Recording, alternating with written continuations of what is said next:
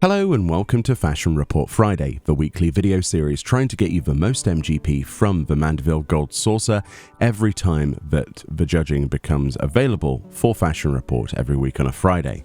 This is week 318 and the theme is Tundra Cowboy. The individual clues include the wild side for our helm, imperial couture for our chest, suitably spiked for our hands, and fringed and footloose for our feet. In this video, we'll have a 100 score, an 80 with dies, and the easiest 80 possible. For our 100 score then, to begin with, I went for the Anemos hat. This is a hat you can access from Anemos lockboxes, which rarely drop within the Eureka Anemos instance, part of the Eureka Field instance series for that relic in Stormblood. These lockboxes have a pretty high chance to drop this hat. It's pretty easy to get, and you can also get this on the market board if you can access it. Alternatives include the Gargana Skin Hat of Aiming, the Gyuki Leather Hat, the Wrangler's Hat, and the Boarskin Survival Hat. There are probably others that will also work that follow the same design scheme here. For our chess piece then, this unfortunately has to be any chess piece that drops within the Tower of Babel. The Tower of Babel, one of the starting instances in the Endwalker expansion. This then is not accessible to free trial players. Because of that, any of these chess pieces will work. For the 100 for this demo, I decided to use the Coat of Striking, as that's the one I still have access to after the second week in a row where we had to do the Tower of Babel for an item. Any of those will work, regardless of role. For our gloves then, I went for the Toadskin Arm Guards, accessible to anybody who plays the game. You can actually get these from Gwalta in the Steppes of Thal. You'll find this on the level 30 tab of the Disciple of War section for 2,242 gil. You can also craft this with Leatherworker.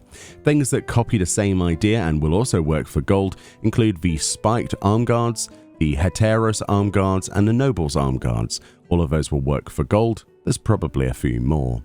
Finally then, for the feet, I went for the Dalmalskin Fringe Boots. These are an accessible item that everybody can use from Norlays in the Pillars of Ishgard, an NPC there in that jeweled Grosier market district. These will cost you 12,672 gil, and you can get them on the Disciple of Hand and Land tab, and then the level 50 to 60 tab. You can also craft these with Leatherworker. Alternatives include the Serpent Skin Fringe Boots, the Gargana Skin Fringe Boots, and the Leather Jack Boots.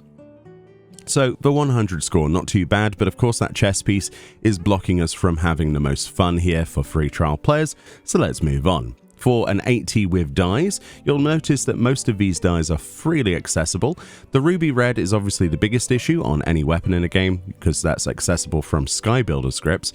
Might cost you a little bit more on the market board if you do decide to buy it.